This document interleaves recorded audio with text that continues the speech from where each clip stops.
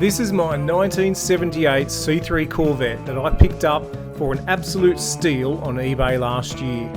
It's running and driving, numbers matching, and it has Australian import approval.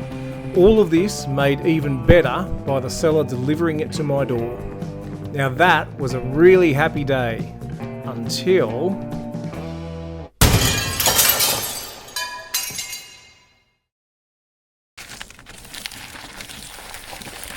Oh.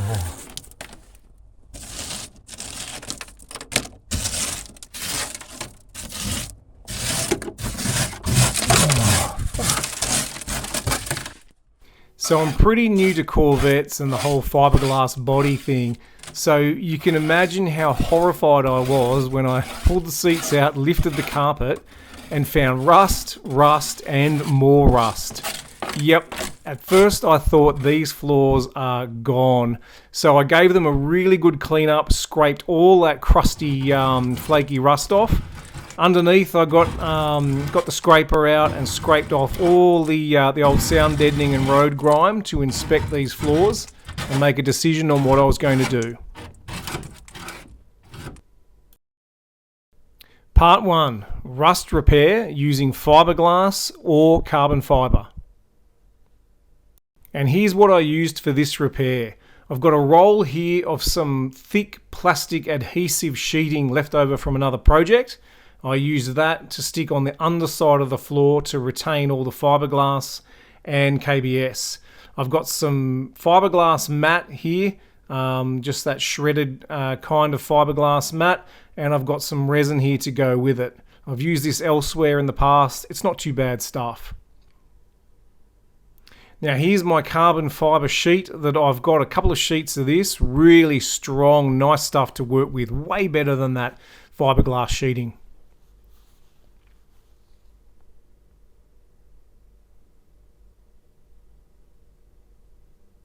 And all of this is being held together with a KBS chassis coater kit, which includes AquaClean, Rust Blast, and the Rust Seal. Now you can see I've got the floor here. I've cleaned it up with a wire brush, a scraper, right down to the metal, and I've given it a clean with the AquaClean, and I've used the Rust Blast to treat it all. Now the first thing I decided to do with this floor over the heavy pitted areas and the holes was lay down some fiberglass, just to give it that extra rigidity and strength to put everything else over the top. Now once that had set, I re-seam sealed all of the existing seams on this side, on this floor pan side. You can see that seam sealer now that's dried here. It actually it turned out really nice and just gave those existing seams some extra protection because I had scraped off and removed all of that old seam sealer. Now I've got my sheet of carbon fiber here. I laid it out in the floor to cut out the pattern for laying down and sticking onto the floor. So I trimmed it all up nicely there, as you can see, ready to embed into the KBS. So now what I'm doing here is I'm laying down a really nice thick coat of KBS over the top of that fiberglass that I had originally put on the floor. With that KBS still wet, I then embed the carbon fiber sheet into the KBS coating. You can see here nicely set into that. I used a brush to dab over the top to really embed that KBS and carbon fiber. Here we are now a few days later and it's all set, and I've got to say the strength and rigidity of this stuff has exceeded my expectations. It's really strong. It's stronger than a metal floor pan. When I give it a good beating, as you can see there's no movement at all. This is really good stuff. That's one coat of KBS and carbon fiber, and later in this video you'll see I finished it off with another coat of KBS and sheet of carbon fiber.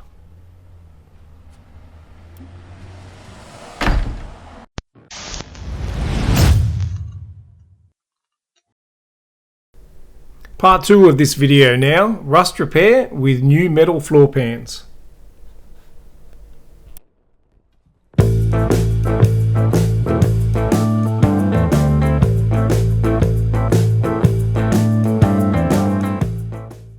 We're working now on the passenger side of my C3 Corvette, and you'll see that the T-tops must have been leaking far worse on this side because this floor pan is absolutely shot. There's holes all through it. There's so much material that has rusted away that the integrity, the strength is just not there. Not safe to repair this with carbon fibre or fiberglass. So I need to cut it out. Now fortunately, as you can see here, you can buy these really well made replacement floor pans for a C3 Corvette. Now these are bloody expensive. That there is $1,200 landed in Australia.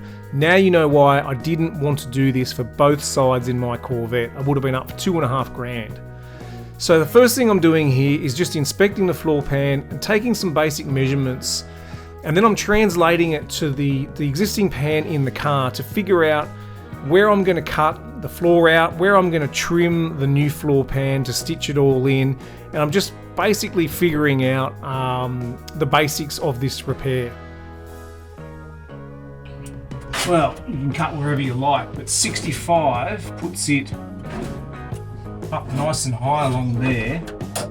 On this hump here on the transmission tunnel, we've got 80 mil in total that we can cut, so that's probably the height that I will. 65 there, gets up nice and high along here, so a lot of this pitting would be gone. You can see there, 65 is nice and high. Down here, well, I can come up along, cut up along here, so I've got plenty of meat on that new panel. Along the back here, just rest the straight edge there. See, that's about 65 to 70, which is exactly the same as the reproduction panel. So the reproduction panel comes along there.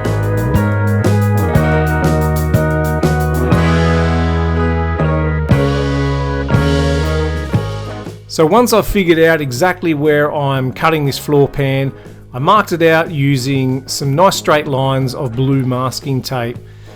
This gives me something to work along when I get my thin cut-off disc on the grinder, as you'll see here, and I go along and cut the old rusty floor pan out.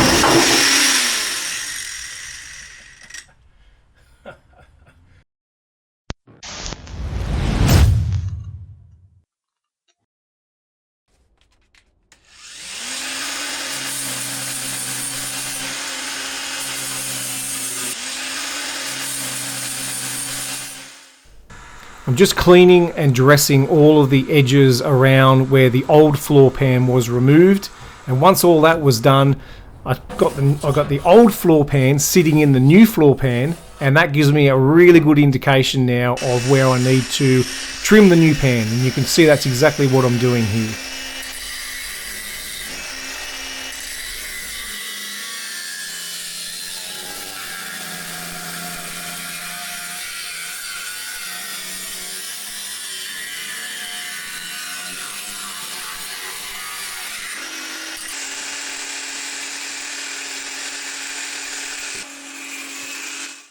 And this is what my floor pan looked like once I'd finished trimming it all the way around. Now the way you tackle this with a new floor pan will most likely be different to the way I've done it here. There's no right or wrong, this is just the way I chose to do it.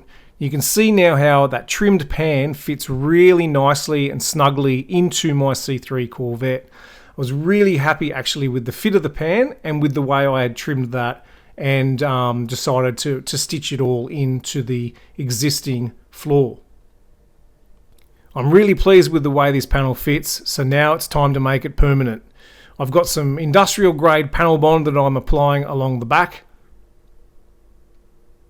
and I've also got the same that I'm applying along the front, which from the factory is panel bonded and riveted. Now that all that's in, I'm lowering the panel gently into place, making sure it doesn't drop through onto the garage floor, which did happen a couple of times. And as you can see along the front there, really nice fit in with the existing floors and fiberglass body. So I'm just putting some rivets through here at the moment just to hold it there first of all, and then I rivet that one and make it permanent. Now that was a very strong, sturdy repair for the front and rear, and a few days later I was ready to start welding.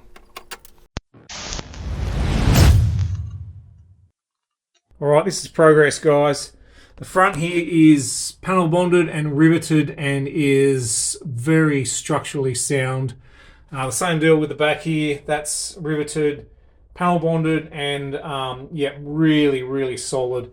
This side all the way along now I have stitch weld, and that is all complete, and I've given it a light lick with flap disc just to smooth out the welds a little bit.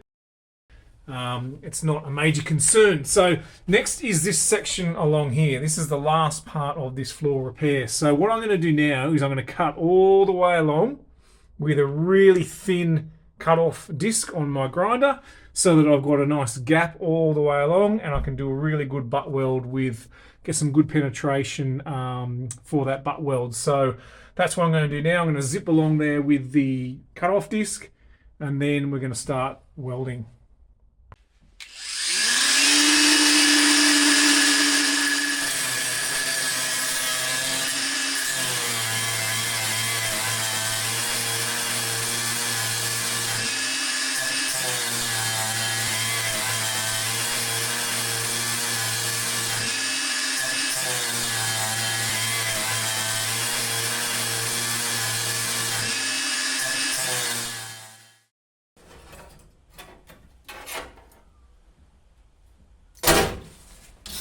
So as you saw, I've cut that strip off, really nice and even with the floor pan. What I've done now is I bought these welding clamps, and I haven't used them before, so they're new to me. So I bought those and had a little bit of trouble getting them to sit there with the piece on the back. So what I've decided to do, and it was very easy actually, I put the old welding magnets there, butted up the clamp to it, and then there was enough strength in the magnet so that when I crawled under the car, and I'll show you that in a sec, when I put the backing piece into the clamp, the magnet held it there as well, and I was able to just do that up for each of those to get a really nice even gap all the way along, which I'm now going to stitch weld. And I'm really happy with the progress for this and the prep that I'm doing, so that I've got a nice even gap all the way along so that I get good penetration for that butt weld, and the strength of that will be spot on. This is lined up extremely well, and I'm actually really pleased with how this is all turning out. We're finally now doing what I love to do the most, and that is weld. So the way I tackled this was to stitch weld the new metal to the existing, but I didn't want to just get it too hot and blow straight through it. So I'm just literally stitching it together by doing 1 inch of weld, then moving along a little bit, doing an inch of weld, moving along a bit, doing another inch, and then I go back and add to the existing there, literally stitching it all together.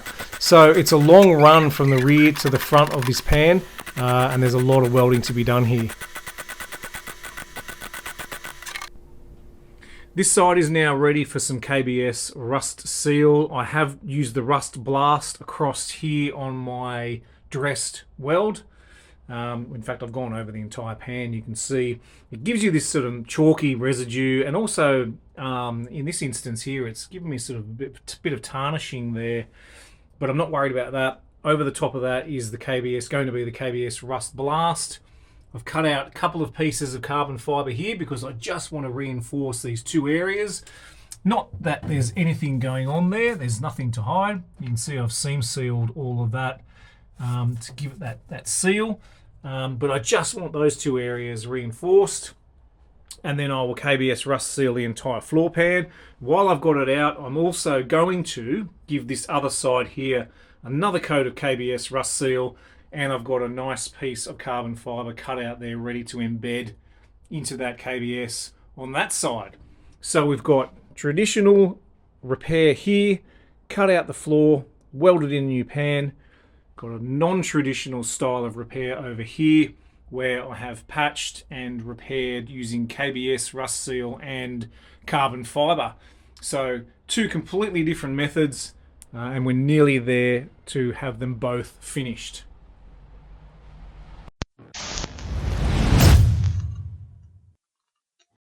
And that's it, guys. It's time now for some before and after shots. This is the driver's side before. Now we've got our fiberglass over the top, and then over that a generous coat of KBS coating, and then into that I embed my carbon fibre sheet, which is amazing stuff. And this is the underside now of the finished product, covered in sound deadener, all finished and done. Look how strong that is. I'm really impressed with that. Now onto the passenger side. This is a shocker. That was so rusty, I couldn't believe what I was seeing.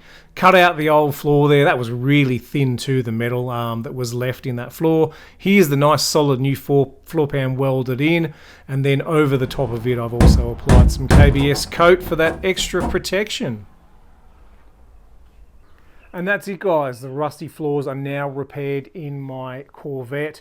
I've shown you two ways to tackle that job. One's an inexpensive way using either fiberglass or carbon fibre, and the other is the traditional cut it out and weld it up. Both of those are rock solid. I've got no concerns whatsoever with either of those. Super fun job to do. If you're thinking of doing the same, I can tell you this, that using carbon fibre or fiberglass is a solid repair. It may not last forever, but it's a solid repair. And the other way, spending all that time cutting out and welding, look, that's a fun job. It's one of my favourite things to do. It'll take you a lot longer, but the end result, I think both of those are exactly the same. So if you're going to tackle this job yourself, I hope this video helped. Good luck, and I'll see you in my next video.